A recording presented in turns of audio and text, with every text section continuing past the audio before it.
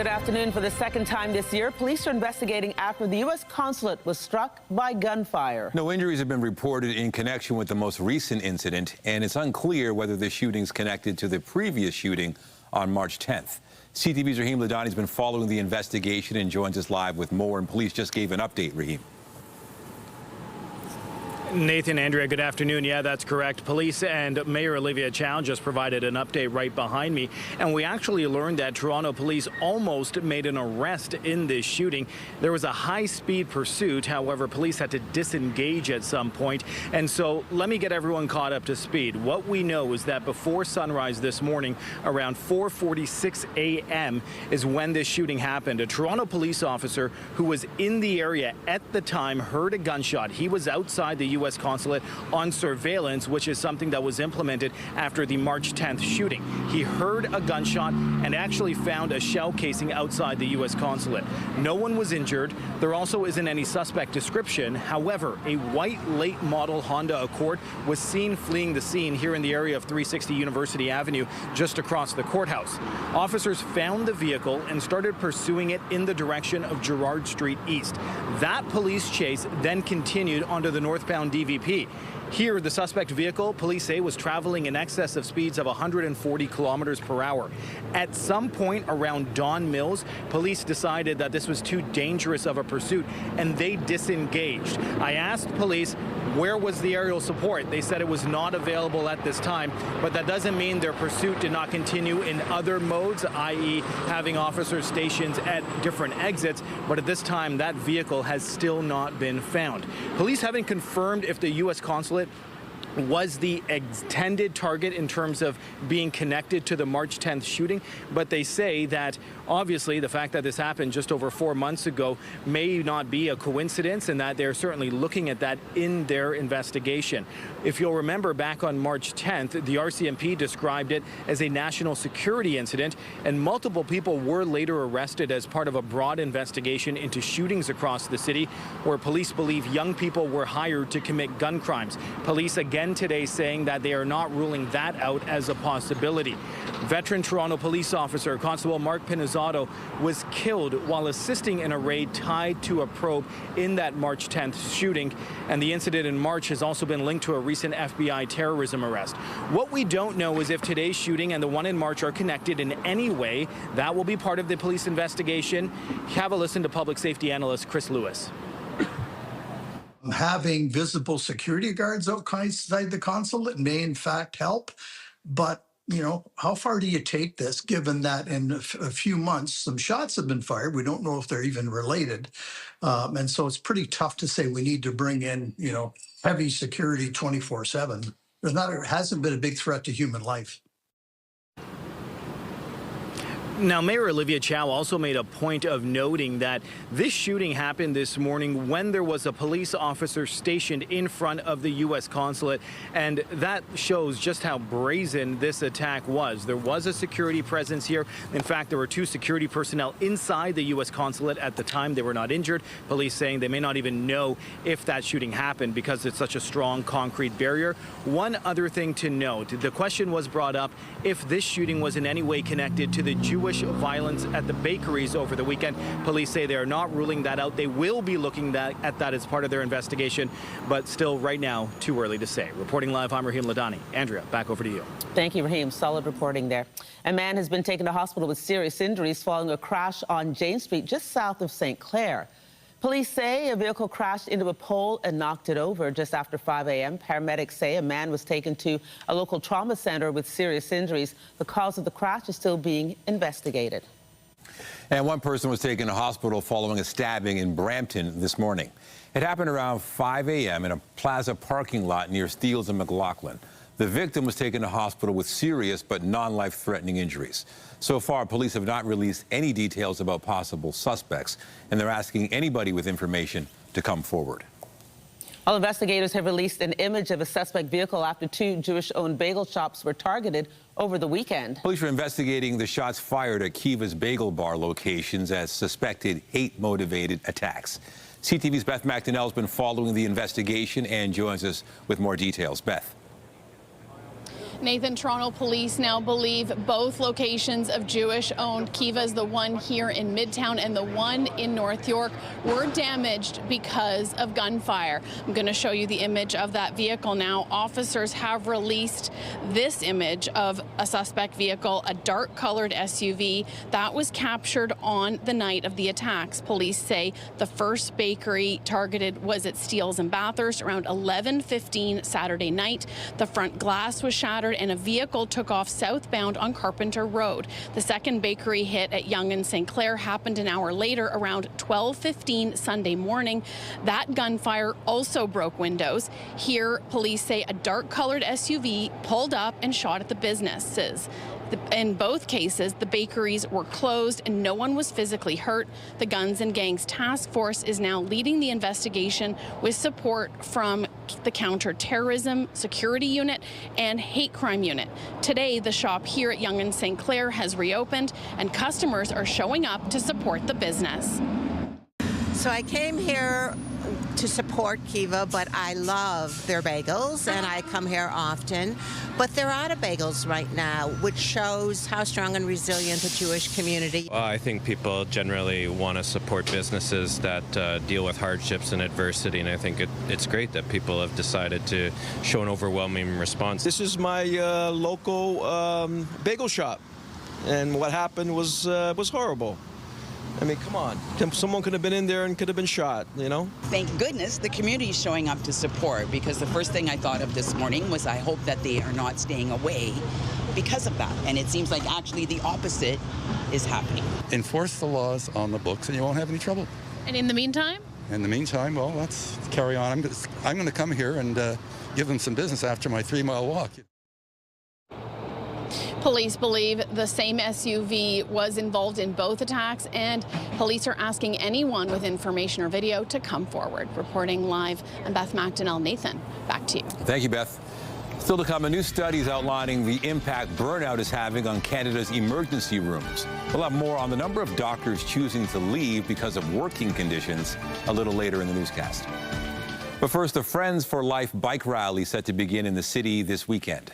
The event raises money for HIV and AIDS support. Cyclists will begin their journey in Corkdown Commons on Sunday. They'll be heading to Montreal, where they're expected to arrive on August 7th. The landscape of HIV and AIDS has changed, but it's still much needed need for people to find supports and services so they can live a life that's dignified and they feel elevated. And that's what we do in the bike rally. We help these people who are living with HIV and AIDS feel dignified, seen, heard, and know that they're valued and can live a full life. We ride at our own pace, and I think our longest day is about 132 kilometers. Shortest is just shy of 70, and then a bunch of different terrain. You know, getting out of Toronto is a slog. Yeah. But then you know, going through the county is a really great view. And when you arrive in Montreal, and there's hundreds of cyclists rolling in for such an amazing cause, it's a really powerful view. The goal of this year's Friends for Life bike rally is to raise $1.9 million.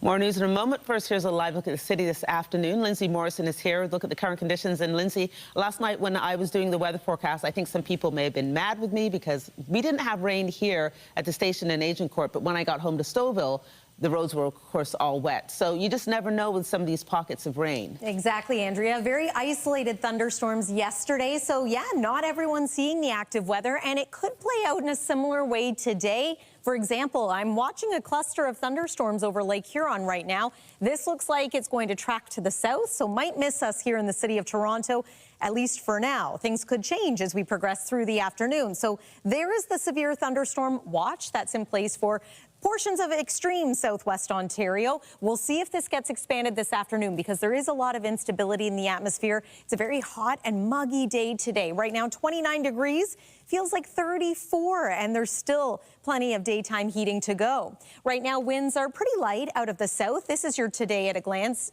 Likely to feel like 36 at the height of the afternoon, but we do have the chance of showers and the risk of thunderstorms, not just today, but into tomorrow as well. So we'll take a look at your forecast for the week ahead. That's all coming up. For now, Nathan, I'm going to send it over to you. Thank you, Lindsay. Wildfires are continuing to burn across the country. There are currently 139 active fires in British Columbia, with nearly 70 considered out of control. Many of the areas in BC, especially in the southern half of the province, have dry fuels that are receptive to ignition. And so when we get the conditions we've seen recently with lightning, especially when it's not coming with rain, and that heat and dry weather and wind, it makes it really easy for new fires to ignite and for those fires to burn aggressively. The BC Wildfire Service says its resources are at capacity, but help is on the way. More than 200 people from outside the province will join the response this week, starting with 25 firefighters from Yukon and 66 from Alberta. More than 100 personnel from Mexico will arrive after the August long weekend. And more than 130 wildfires are burning across Ontario, including the largest fire in the province's history. The fire, dubbed Thunder Bay 36, covers an area of more than 315,000 hectares. Recent rainfall has helped slow the fire, but officials say it's still considered out of control. Additional crews from Alberta have arrived to help with the firefighting efforts. Prime Minister Carney has called 3 federal by-elections for next month, including one right here in Toronto. Voters in the riding of Beaches, East York, will be heading to the polls on August 31st. The by-election is being held to replace Nate Erskine-Smith, who resigned as MP last month. 2 other by-elections are also being held. One is in the Quebec riding of Chicoutimi-Lac-Ford, and the other is in British Columbia riding of Vancouver-Capilano. A new study finds 1 in 10 emergency room doctors are leaving because of burnout. The findings are part of a new study in the Canadian Medical Association Journal and based on a 2025 nationwide survey of hundreds of emergency medicine doctors. Researchers say the leading theme of the survey is a broken healthcare system, which is pushing doctors to the brink. And CTV's Scott Hurst has been taking a closer look at the numbers and joins us live with more details. Scott, losing doctors, this is very concerning. Nathan, good afternoon. Burnout in the emergency department, according to this report, is at a crisis level and is something that should concern all of us, not just those who work in the ER and not just those who work in the medical profession, because ultimately it comes down to patient care. Now, some firsthand accounts include emergency departments routinely admitting more patients than beds and people waiting longer and longer.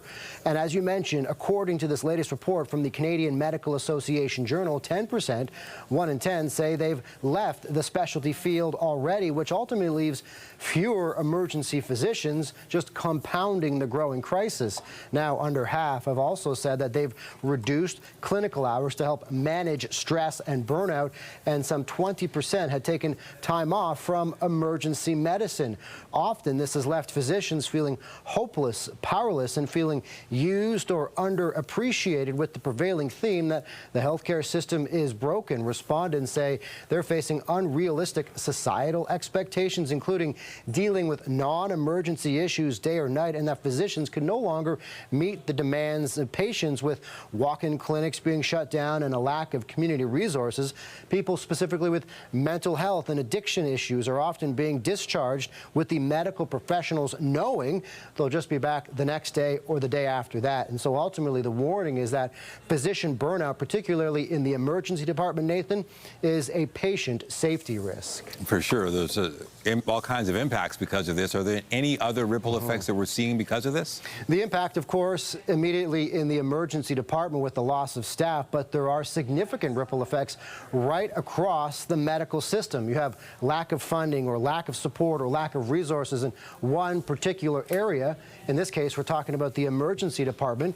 It can have a ripple effect across many different departments and really impact the health of so many different needs that we all as patients require. And many, according to the survey, felt that the emergency department was ultimately making up for shortfalls throughout the healthcare system with fewer resources and little support. And the expectation from so many of those surveyed, more than 400 physicians, is that the situation will likely only get worse, Nathan. And not encouraging. CTV's Scott Hurst in the CTV National Newsroom. Thank you. Thanks, Nathan.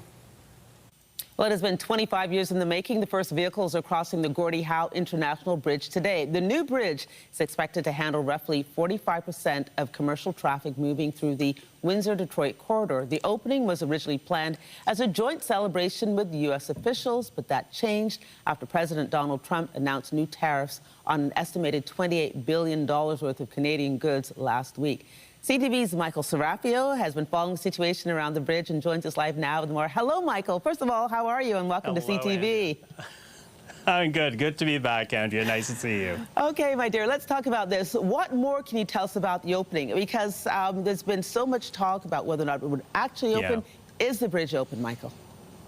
Yeah, it opened. It is now open. In fact, it opened 10 minutes earlier than expected. And we're talking about a 12 noon Eastern time. That was the scheduled opening for the Gordie Howe Bridge. We have some live viz right now from Windsor showing the actual vehicles crossing over the bridge right now. And as you can see, vehicles are making their way from Windsor to Detroit on this new bridge. But there was, you know, Andrea, trepidation going into this because this bridge delay has had so many problems. From the moment that it broke ground, there was, of course, the pandemic came through, supply chain issues, then legal challenges from the owners of the Ambassador Bridge, the older bridge in Windsor, trying to stop its construction. And then the June opening, which was delayed by Donald Trump, saying that there were operational issues that he wanted to address. Really what he wanted was money from Canada. But despite all that controversy, the bridge has opened today, 12 noon. There was, again, some trepidation, some people thinking you never know with the Trump White House whether or not in the last minute they will pull the plug. But in fact, it is now open to traffic. And as you said, it is expected to take more than 40%, about 45% of the flow of trade into the United States now from Windsor in Ontario, of course, our province.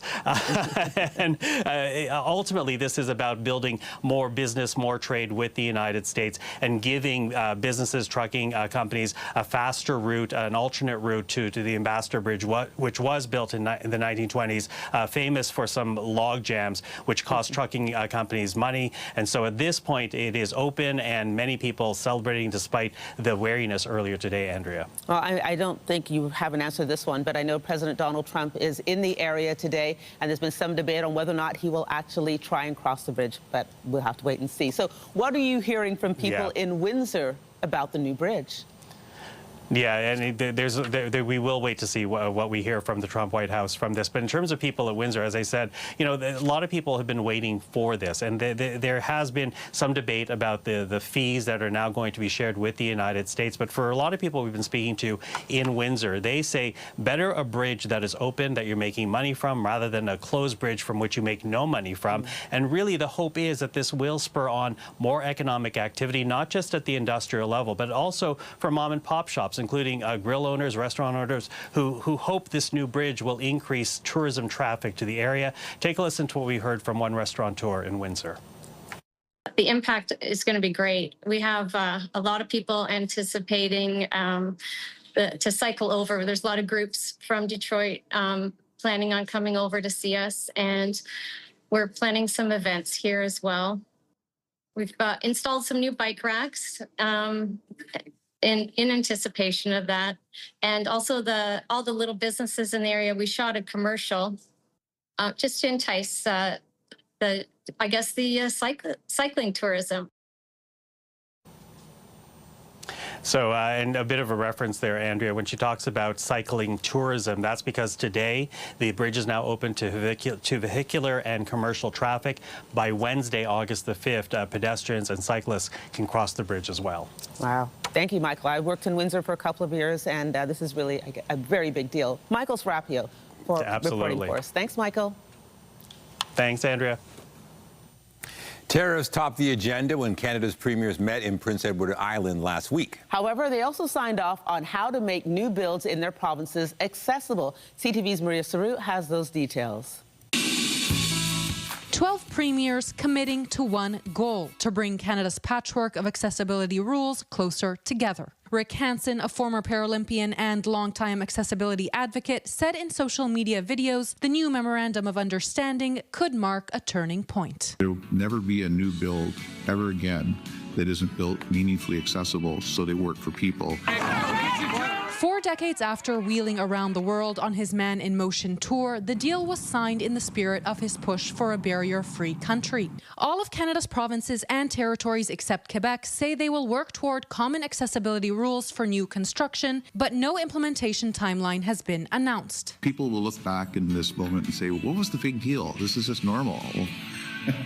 David Lepofsky, a blind lawyer and longtime disability rights advocate, says consistency only helps if the standard is strong. There's a serious risk they're just going to dilute them to the lowest common denominator.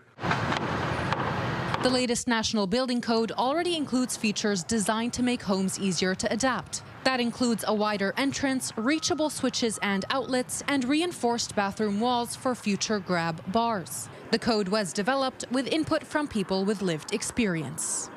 The agreement also asks Ottawa to create a national fund to help retrofit older buildings. The federal government hasn't announced a commitment to that, and each province will still have to adopt and enforce common rules. Maria Saru, CTV News, Charlottetown. A new poll finds a majority of Canadians believe the country should stand firm in the face of U.S. President Donald Trump's plan to impose more tariffs. According to the survey by the Angus Reid Institute, 34% of respondents say Ottawa should match any new American import duties dollar for dollar. 28% support for more limited counter tariffs, and 7% of respondents say the government should concede to U.S. demands in order to avoid more tariffs. However, only 43% of people believe Prime Minister Mark Carney can get a good trade deal with Washington, down from 51% in April. 3 people are dead and 4 others have been injured in a shooting at a food festival near Seattle's Space Needle. We've recovered 2 guns. It's one thing to note, one of the 4 victims that was taken to the hospital was a toddler. Among the injured is a 2-year-old boy who's in stable condition. The shooting happened around 6 last night.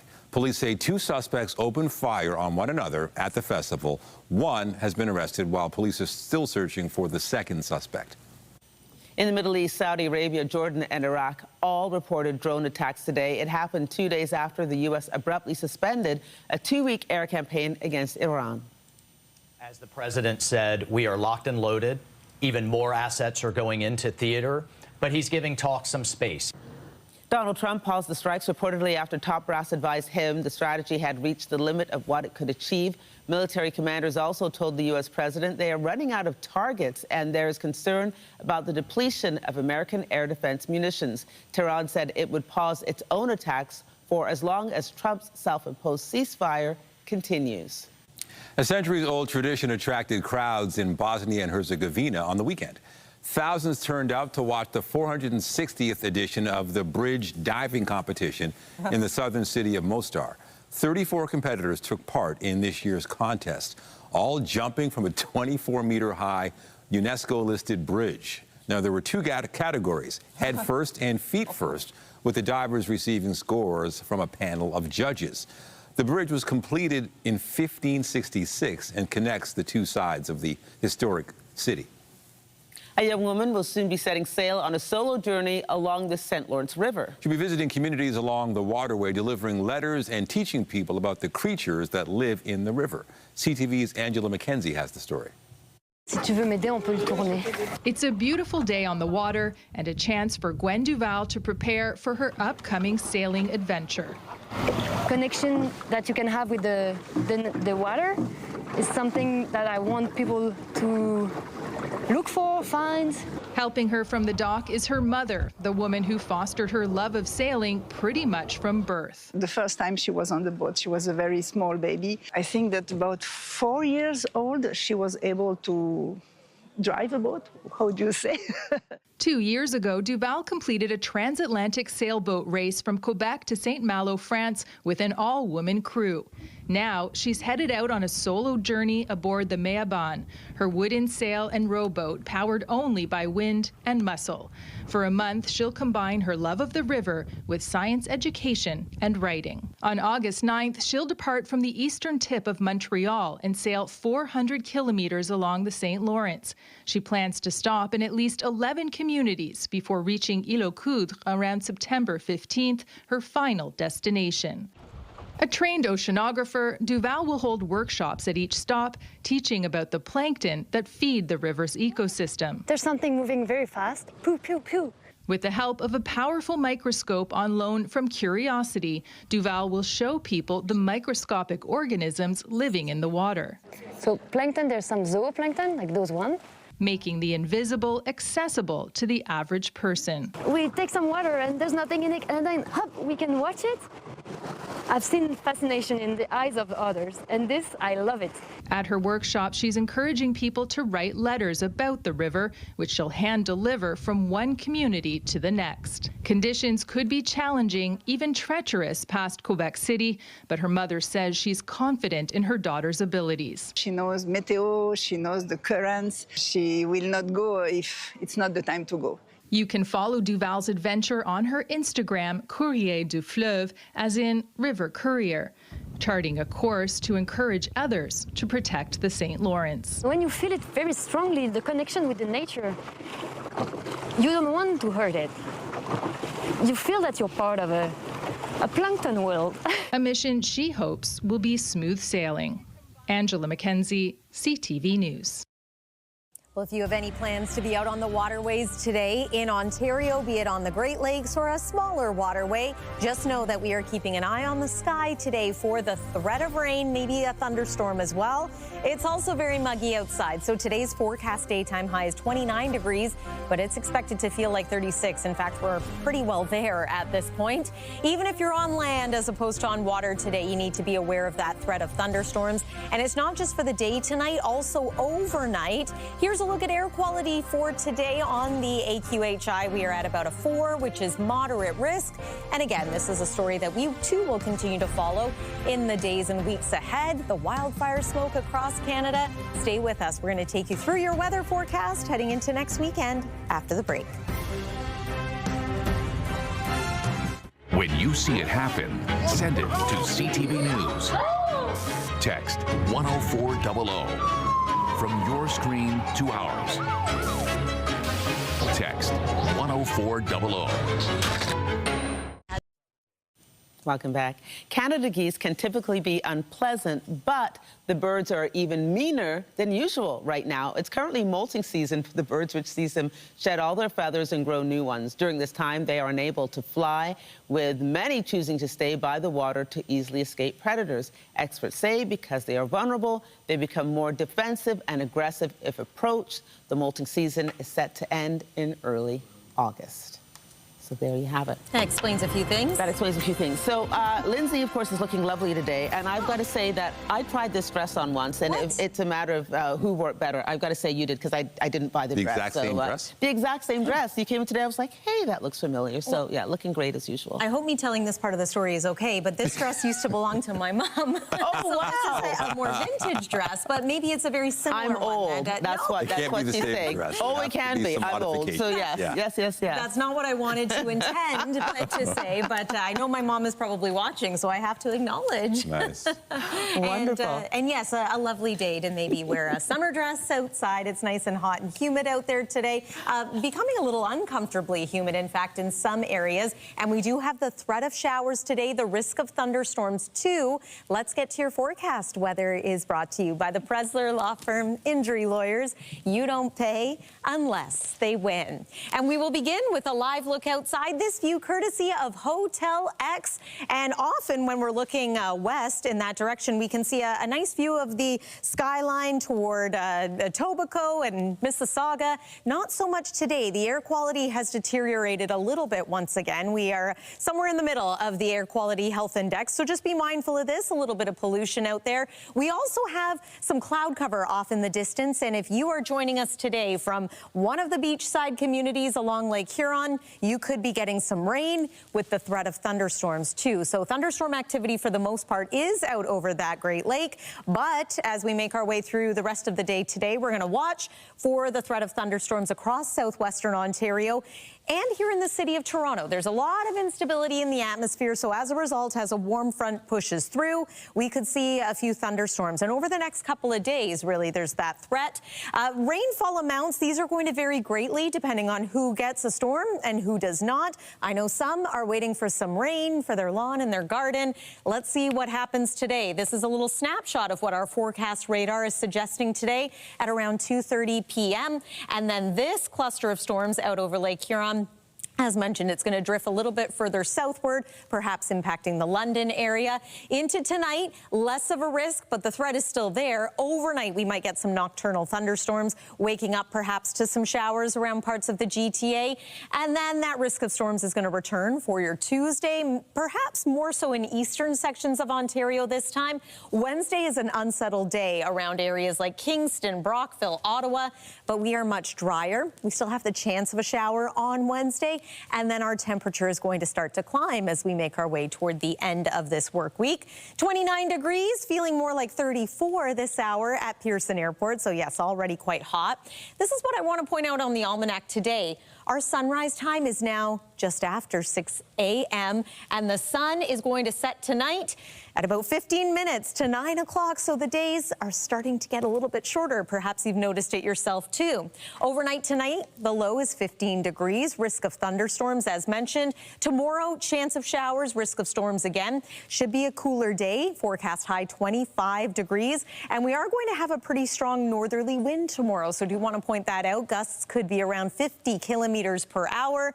Temperatures a little below seasonal for the day tomorrow, but it doesn't stay that way. We are back into some seasonal warmth for Thursday and Friday. We are also back into sunshine for those days, and we're going to keep an eye on the weekend. Of course, it's a big weekend. It's the long weekend. At this point, we see a chance of showers into the day on Sunday. That's the weather for now. Nathan, over to you. Thank you, Lindsay. The Blue Jays are set to begin a series with the Washington Nationals tonight as they sit 5.5 games out of the final wild card spot. And he's got a base hit. Into right center, 2 runs will come in to score, and the Red Sox lead 3-0. The Jays wrapped a series with the Red Sox yesterday afternoon. Kevin Gausman, who's considered one of the team's top trade candidates ahead of the August 3rd trade deadline, gave up 3 runs on 6 innings. Now, the Jays ended up losing the game 6-1. First pitch for tonight's game against the Washington Nationals is set for 6:45 in Washington, D.C. And tomorrow, the Nationals are set to host a Canada-U.S. Friendship Day for the second game of their series with the Jays. The day includes a special hat giveaway of a Nationals cap with a maple leaf logo.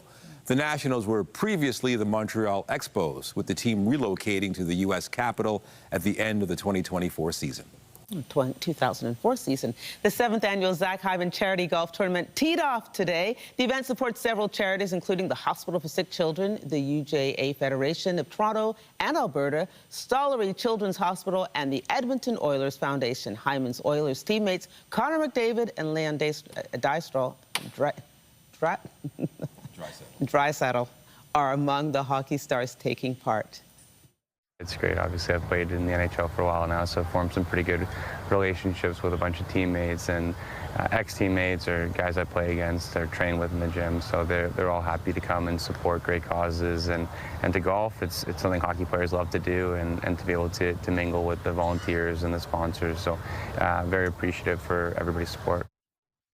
I think obviously supporting Zach Hyman. He's been a client since he was an Oiler. I think that's 6 years ago or 5 years ago now. Having the opportunity to come out and support youth charities. The good thing about being a professional hockey player, you get to do these fun things along with my job. But it's just fun to be out and support the charities and support everybody that's here today. It's a beautiful day and a beautiful golf course, so I'm sure we're going to have a great day. The tournament has raised $3 million since its inception. Still to come, who is better at multitasking, men or women? CTV's science and tech specialist Dan Reskin will help us find the answer when we come back.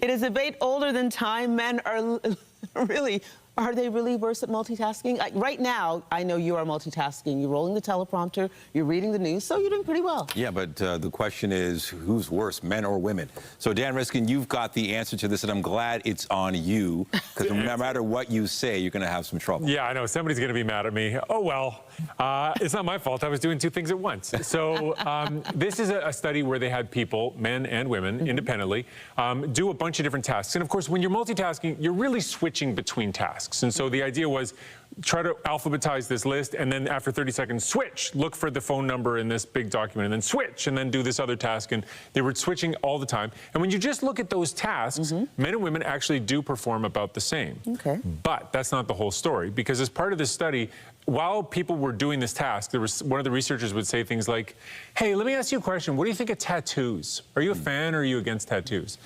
Men, they could not handle this. Women were fine. Like 90% of the time, women had no problem having the conversation while they were doing their tasks and switching among the tasks. Men, a lot less, a lot fewer of them were able to do One thing at a time. Yeah, exactly. Don't talk to me. Just a second. I'm doing something. And this is where the difference showed up. And so what's hilarious is that the researchers say, well, we found that men and women do multitask the same. It's just that men can't talk while they're doing it. To which I say, well, that's a task. So no, they don't multitask Who's the same. doing the study? Yeah, exactly. Like, no, men don't multitask as well. It's specifically trying to hold up a conversation while you're doing something else that men are worse at than women, according to this study. So we have the answer. When I was in junior high, the school I went to, they took down all the walls.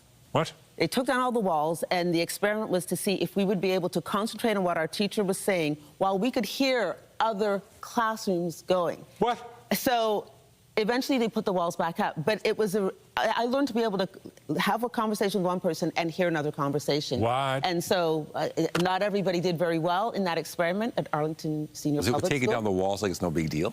It was like it was a newer walls? school. No, it was like prefab type of building. So it wasn't an old school. It was new. Yeah. And so they were able to take out the walls, As and an we could experiment. literally hear and see other kids in another class. What a nightmare. I would not have thrived in that situation. But maybe if I'd had that experience, I'd be better today. I just know that if I've got my phone out, I'm deaf. I don't hear anything that's happening around me. You've also got an interesting trick to remember things, but it's counterintuitive. How does this work? Well, this is counterintuitive because the trick is if you really want to remember something, don't put it in your phone. So, you know, if you hear something important, you know, you put it in your phone. We've got a meeting at noon next week. Oh, well, I'm putting that in the phone. I will make sure I don't forget. And it's true, you won't forget because your phone will go off, but you're actually not putting it in your brain. Your brain is like, oh yeah, no, I've got a shortcut here. I don't have to remember this. And so there's this study where they had people, you know, either they were reminded of something by their phone or they had to do it themselves. And then after they'd sort of gotten used to that, there was a new bunch of information that people got. And the people who had been using their brains all along were much better at remembering that than the people who had been using their phones to remember things. So your phone, it might feel like it, your phone is sort of helping you out and you're doing a lot of cognitive offloading and your phone might be making you a little bit dumber. Turns out it is. So when it matters, try to just learn it yourself and don't write it down. See if you can do it that way. That makes sense to me. Okay, and finally, a bit of a strange study, but I've always wondered about this. Goats seem to have no problem smashing their heads together. Yeah.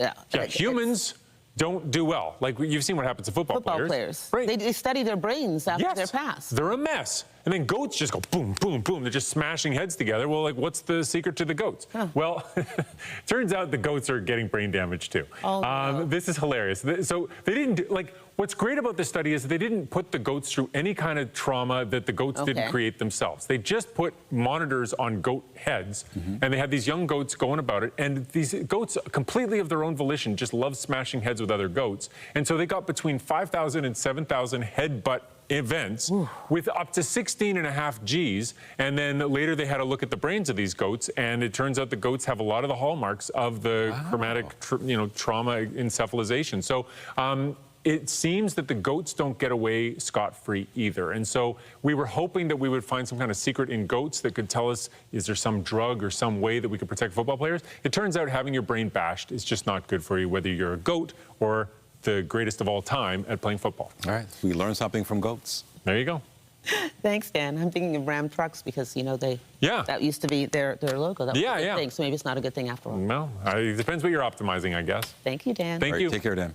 Well, still to come is not yet August, but people are already planning for their back-to-school shopping. Details when we come back. Get Toronto's top stories, breaking news alerts, and watch live. Download the CTV News app. The Retail Council of Canada has released its back-to-school shopping survey. Yes, back to school. The survey finds 99% of parents plan to shop in store for back-to-school essentials this year. Nearly 50% planning to use artificial intelligence-powered shopping tools to build lists, compare prices, or decide where to shop. The Retail Council says average household spending ranges from $600 to $750 per child, when electronics are included, making it one of the most significant retail events of the year. Cadbury has recalled one of its products because of undeclared pistachio. The recall involves several of the company's dairy milk Oreo chocolate bars. Officials say people have reported allergic reactions after eating the products. The Canadian Food Inspection Agency says anyone who bought the chocolate bars should either throw them in the trash or return them to the store for a refund. A food safety investigation is underway, and the recalled products are being pulled from store shelves. San Diego Comic-Con was held over the weekend, which has become one of the marquee events for announcing Hollywood blockbusters.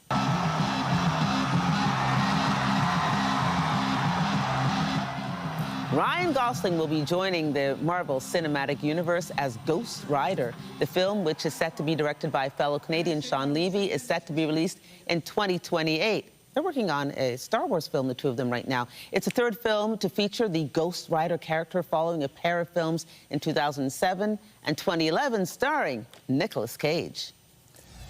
Coming up, the Caribbean Carnival Grand Parade is set for this weekend. We'll have more on the annual event when we come back.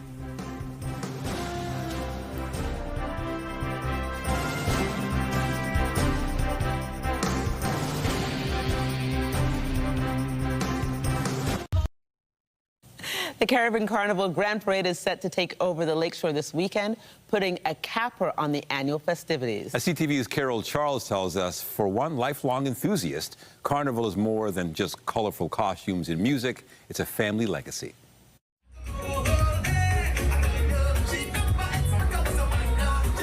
For Bernicia Thomas, Carnival isn't just a celebration. It's a part of who she is. And it's a connection to her Trinidadian roots that she's now passing on to the next generation. This was the highlight of my summer when I was a kid, was being able to get dressed up in costume. They're living exactly what I was living then. The smiles say it all as young masqueraders hit the road during last weekend's Junior Carnival Parade. At the age of 3, Thomas was introduced to Carnival by her mother and grew up spending countless hours in pan yards with her father. She was parade mom. She always had snacks in her bag or a beverage or something to repair a costume. When her mother passed away when she was 7, Carnival became Thomas's way of staying connected. She loved it. She didn't just make it a party for us. It was like, this is your culture, this is your life. By age 10, Thomas was helping build costumes in the mass camp, a moment that sparked a lifelong passion. I'd watch, and if it looked like something that I could reproduce or recreate, then I would say, hey, can I help you with that? Over the past 33 years, Thomas went from masquerader to volunteer, and now shares that same experience with her own children. But Thomas says there's one thing missing. Many young people enjoy Carnival without knowing its history. Carnival, created in Trinidad and Tobago in the late 1700s, was a defiant act, a call for freedom using their own music, dance, and self-made costumes and instruments to celebrate their culture, while their enslavers held their own and very separate celebrations. It was an act of resistance. It was a, you don't have to invite us to our party, your party, because we can have our own. Thomas is part of Carnival Nations. The theme this year is celebrating the teams in the World Cup. Her section, Qatar. The colors associated with Qatar's flag. The maroon, for example, represents the bloodshed of their past conflicts. The white band represents peace. And that's relatable when I think about the history of Carnival. To help preserve that history, Thomas founded the Junior Jump Up Company, teaching children ages 2 to 18 about the culture, artistry, and history behind mass, while helping bands with planning and logistics. We are 1 or 2 generations removed from that art being lost because the cultural connection being kind of overrun by the party connection is going to lose the recipes of how to build mass. Looking ahead, Bernicia hopes to bring Carnival education into schools through volunteer opportunities, arts programming, and fashion design competitions. Carol Charles, CTV News. And you can watch live coverage of the Caribbean Carnival Grand Parade on CP24. Our own Raheem Ladani and Jessica Smith will host the event. Things kick off at 8 Saturday morning. I wonder what the weather will be like that far in advance. Can you tell us? We're keeping an eye on things. I mean, so far it's looking hot, humid, so that would be good. Hot, of course. We'll see, you have to say it 3 times. Hot, hot, hot. We have to see, though, about the chance of showers and the risk of thunderstorms, too. And that's also the story for today. So here's a look at our current satellite and radar. There is a lot of lightning associated with that cluster of storms sinking southward over Lake Huron right now. We're getting some rain in parts of southern Ontario, but not the thunderstorm activity landside quite yet. Overnight tonight here in Toronto, do want to mention before the overnight that we have the threat of thunderstorms this afternoon too, and then we might get some overnight storms maybe into early tomorrow morning. And then tomorrow, another day where we have to keep an eye on the sky. Might be more the east end of the city and eastern parts of Ontario getting thunderstorms this time. It's not going to be quite as hot and humid tomorrow as it is today. However, we do see our temperature return to more seasonal values for Thursday and Friday. Lots of sunshine those days. There's a look at Saturday. Right now, it could be mostly cloudy. It's also the first day of August, so we will welcome a new month. Looks like Sunday, though, could be a little more unsettled. But again, we're keeping an eye on this over the next few days. Nathan and Andrea. All right. Thank you, Lindsay. And that's it for CTV News at noon. Remember, you can get Toronto's breaking news all day long on CP24 and at ctvnewstoronto.ca. For Lindsay Morrison and all of us here at CTV News, have a pleasant afternoon. I'm Andrea Kay. And I'm Nathan Downer. Be sure to join us later for CTV News at 5 and 6. Have a great day. Bye-bye.